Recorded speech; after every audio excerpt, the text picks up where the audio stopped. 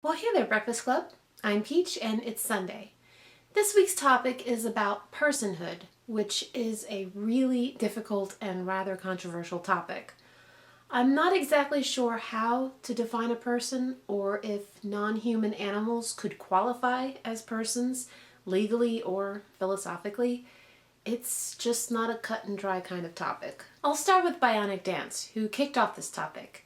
She stated her definition of personhood thusly: I submit to you that what truly makes a person is self-awareness, the ability to knowingly and intentionally interact with others, and to learn.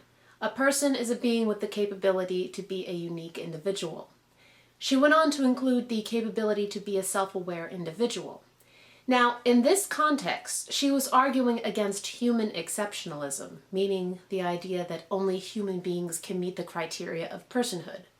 And on the surface, her definition sounds reasonable, but then I realized that her definition excludes humans who are extremely developmentally disabled.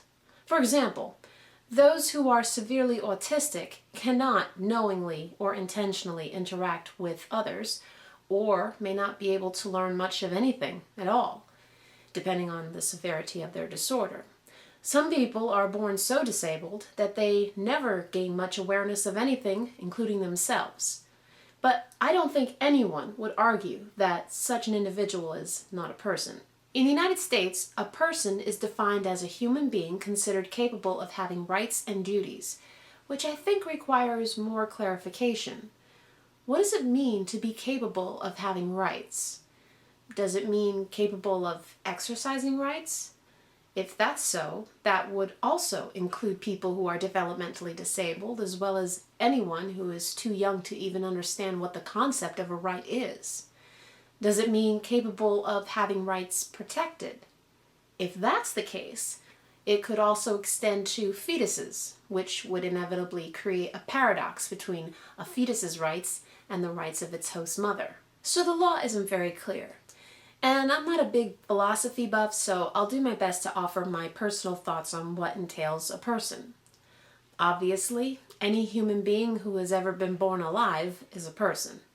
I don't consider a dead body to be a person, rather a former person, and I understand that that may sound callous, but that's not to say that corpses are not things that need to be protected or are deserving of respect. But as far as I'm concerned, what makes a human being a person is the fact that we live. When we die, whatever made us who we are is gone, and all that's left is organs and fluids. As for non-human animals, I would say it's too easy to include animals that are simply sentient.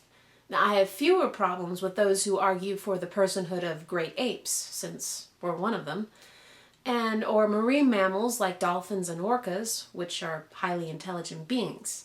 But what would that mean? It would mean that such animals cannot be owned or detained in zoos or other wildlife sanctuaries in the U.S. because they would be protected by the 13th Amendment. I suppose that's not a huge deal, but it is a bit hard to wrap my mind around. I guess what I'm saying is I don't have a strong position of the potential personhood of non-human animals. I guess it's just easier to detect what isn't a person. No, it's not a person. No, it's definitely not a person. So that's all from me today. Be sure to subscribe to the Breakfast Club channel if you haven't already.